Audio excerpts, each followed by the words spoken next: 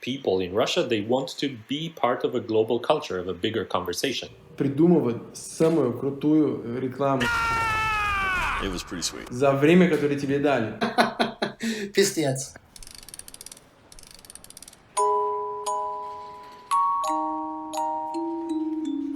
Мы находимся в 300 метрах от памятника лучшему российскому копирайтеру всех времен Александру Пушкину.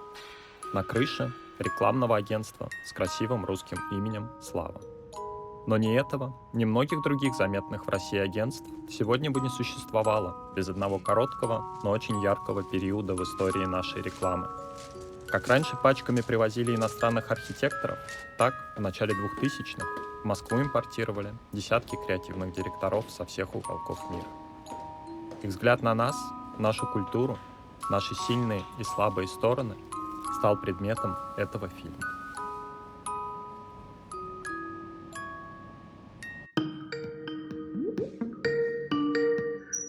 Hey! Is it okay?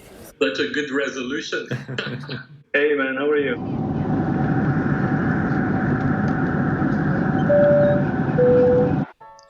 I had my eyes on Russia since about, I think, 2002. Because I was in Golden Drum and I started to see advertising from Russia. Golden Drum.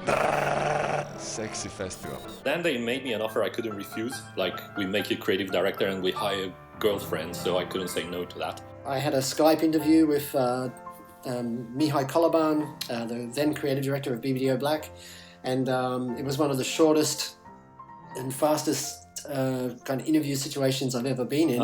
In fact, I don't even think he looked at the camera when we were talking. As much as I would love to say that I had always a passion for this country and I decided to follow it, it didn't quite go this way because I basically was working in Milan at the time as an ECD in McCann and things were not going very well in the agency. I remember the very first day I landed, it was minus 32 Celsius centigrade. Holy shit, it's really winter wonderland. Most friends told me, what have you done wrong? Why are they sending you to Russia? Actually, nobody was like really afraid. And why should you be afraid to go to Moscow, right?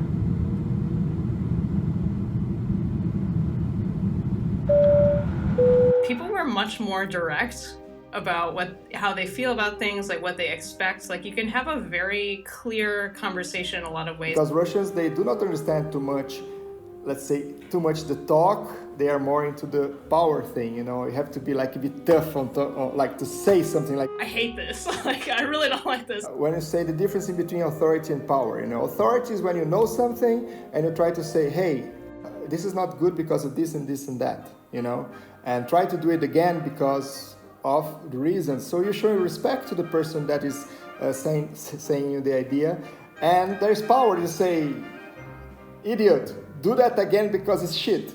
Being fired in Russia was something completely fine for people. I remember keep shaking hands with the guys all throughout the day. Habit of greeting every morning to shake hands. But in the meetings, with a first time meeting with the ladies, you sort of never shake hands. It doesn't really matter if outside of Russia you won many lions and you had a great career. When you come to Russia, you have to show from scratch to these people your value. Marco Cremona, Creative Lead Russia per Google. I remember Kirikchi taking me to Black, which was the last floor. And so what he asked me was, how do you say in Romanian, shitty creative?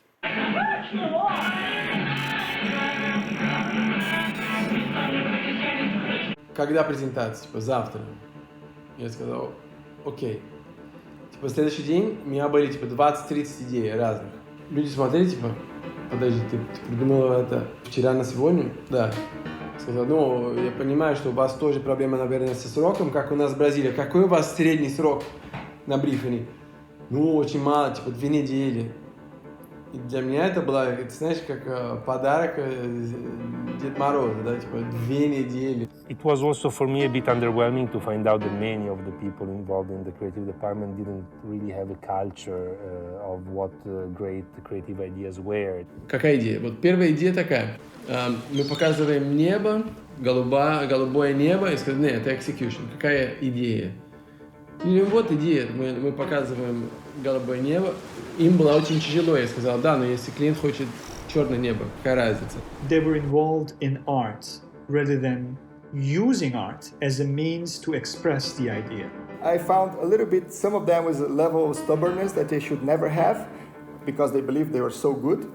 But also I believe I found excellent talent, and yourself is one of them, and many others that I worked, that were, in the right place, doing the right thing, and I knew that the future would come and things would happen in a perfect manner. I would not say the perfect manner, but in a very good manner. That's a really deep question. One thing that I've noticed working in 3 different countries is the way that the culture of the particular country in some way manifests itself within the creative idea. I suppose you could say Australians, we have a sense of humour. So there's a bit of a larrikinism or something like that. And I think a lot of Australian creative work has a tendency to be quite funny, quite humorous. You're the best Crocodile Dundee since Crocodile Dundee. Really? Yes, really. And in Germany, I find that it's especially agencies like the Jung von Matt, the work is always on a different level. It's always kind of, I suppose you could say, it's work that's kind of developed to kind of shock.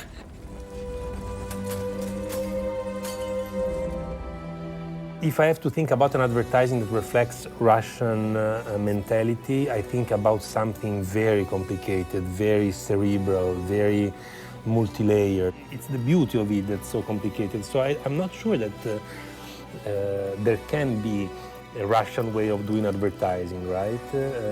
Because we are gravitating more and more towards simplicity. Nowadays, we don't even use words anymore and only emojis. And I think this is at the opposite spectrum of what a Russian person is, thankfully. И у вас в детстве обязательно читать Толстого, Достоевского, там вот эти штуки, которые только элит читает в Бразилии, например. I feel that the advertising in Russia is more about the storytelling, is more about having these wonderful authors that you have had in the past helping you because you read these authors, of course, not because they exist, because you read them.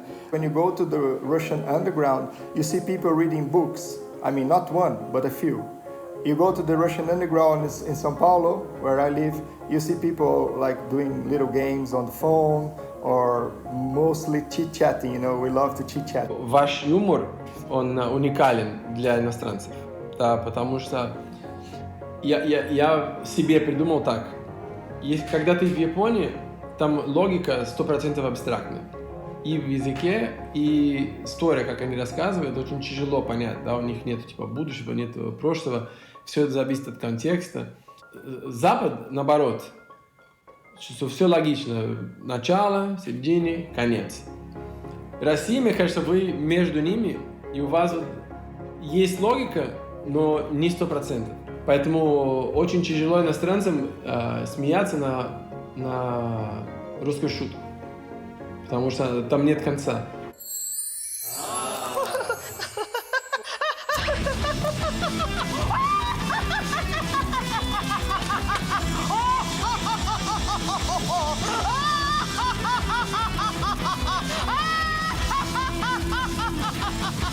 I believe that Russian advertising has distanced itself from Russian cinema, let's say. Russian cinema, it is of 2 kinds from what I noticed. It's some sort of, not ridiculous, but kind of exaggerated comedy. If you think of Mikhalkov, for example. Or exaggerated patriotism. So take something and it's completely exaggerated. Or again, deep sadness. So if you think of Livia Fun, it's a deep incision into Russian reality, which really at the end of the film, it leaves you with no hope. So it's either extreme hope or no hope.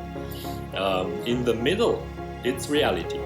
And what I see reflected in advertising out of this reality, it's, for example, what Взгляд is doing a lot, quite a lot.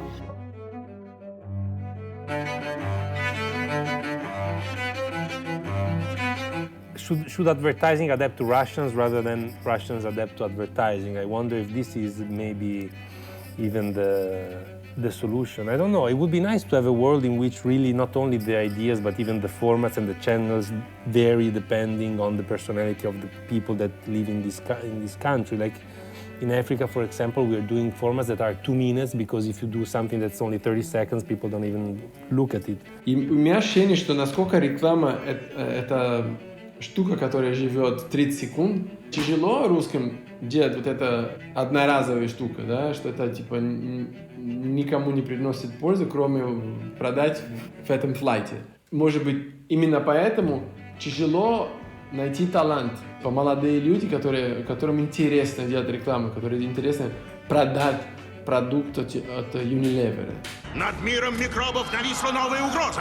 Они не хотят писать свою книгу, стать инфлюенсером, сделать свое видео. Oh man, I had so many circumstances in which I had to stop the creatives because they were talking about a 30 seconds ad and they were telling a story that was a movie already.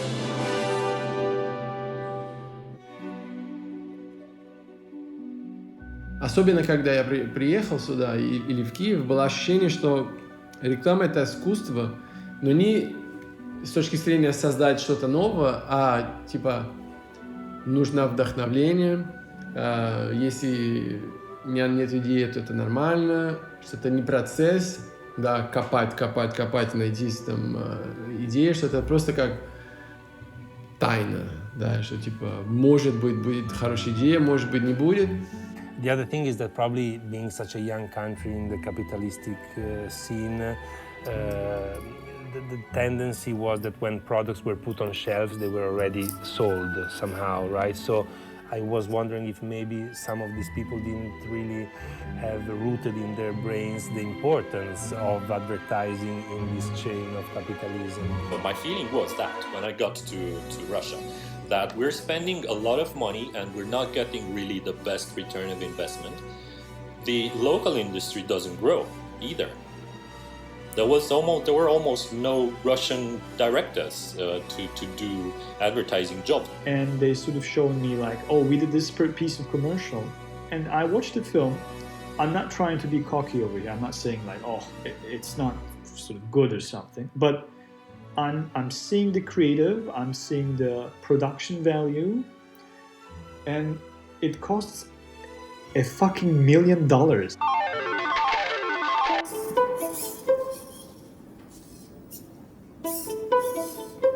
Maturity makes the whole difference, A country and a market can only be developed as it can be developed. You can speed up things, bringing people like myself and other Brazilian people and international people that have been doing a wonderful job in Russia.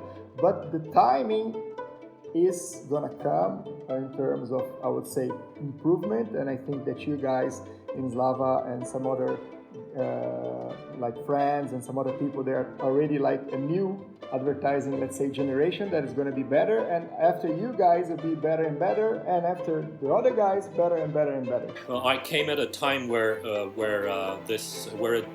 new generation of creatives was emerging, and you and Denis and Max are part of it.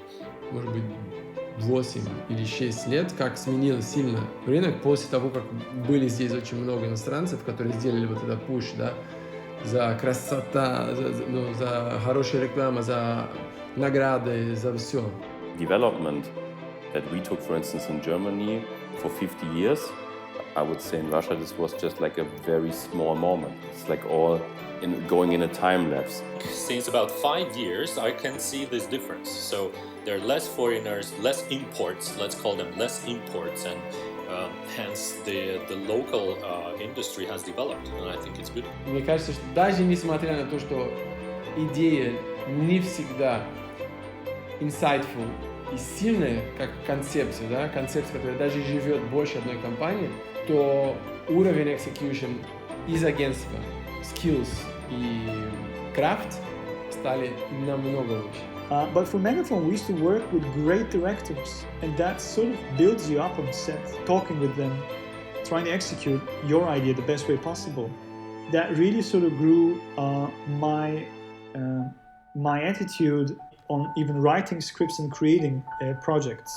Coming straight out of Russia, BBDO Moscow, I got a job with Jung von Matt, Germany's most creative agency at the time. So it was all to do with the work that I had in my folio, and that was work that I created while working in Russia. And it's not just, you guys are the agencies I named just now, they're known by everybody, but say when you have on a market someone like Budkov, who created such an amazing film for S7, it means there is talent there. So I think actually the fact that there aren't many imports now on the market, it's good.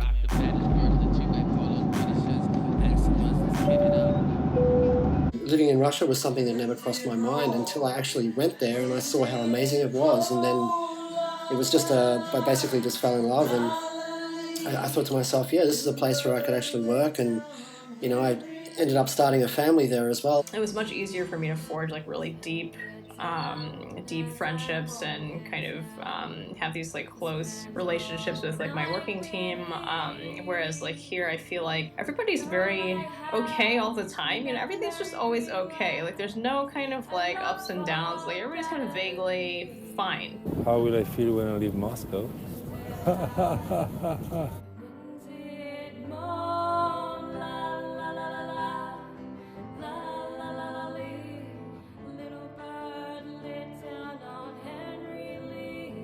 I spent enough time there so to consider it my home. So that's why when I go there, it feels like home. So I miss this feeling of being at home and knowing a lot of people, knowing all the places, and yeah.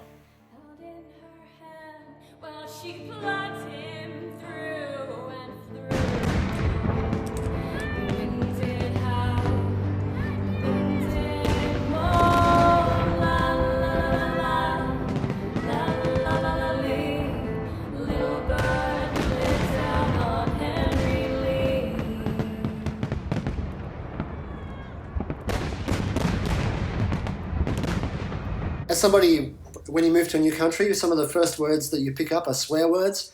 I love the sound chut-chut or chitiri, anything with ch. Also, another word that I really like is frikadelki.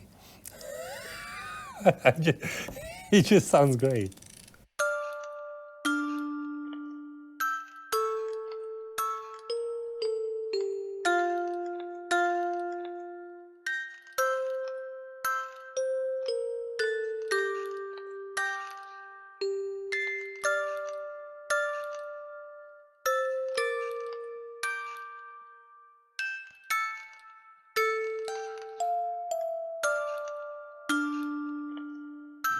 Awards-wise, I'm really happy about what happened to me over here because I contributed to bring YNR from nowhere to the most awarded creative agency in Cannes for 2 years in a row, which for me is really quite an accomplishment.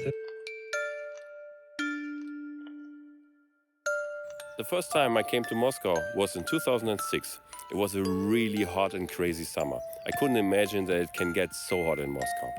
So I wanted to give it a try for just 1 month, but in the end, it became 4 years at BBDO Black, working together with nice colleagues. Some are even in the film here, so hi everybody. Good to see you again. We were working on big brands like Mercedes-Benz, G Money Bank, Braun, having successes at award shows, getting published in industry magazines, and being happy to be part of the creative and cultural change that was happening at this time in the agencies. My name is Andreas Toscano. I've moved to Russia in 2007. The way I got here was, actually I first worked in Ukraine for 2 years. Then my boss moved to Moscow and he offered me a position here in Russia. And I took it. It was like moving to the big city. I first moved to Lo Adventa, which was a big traditional agency here in Moscow. mainly to work with InBev and Beeline. Beeline was a crucial client in my life. I've kind of followed Beeline in my career here in Russia. It's been a fantastic ride. At the moment I'm working with Google for the past 7 years. I've done a lot of things that I'm really proud of, and I wouldn't be where I am without this amazing country. And I'm glad I'm here talking to you.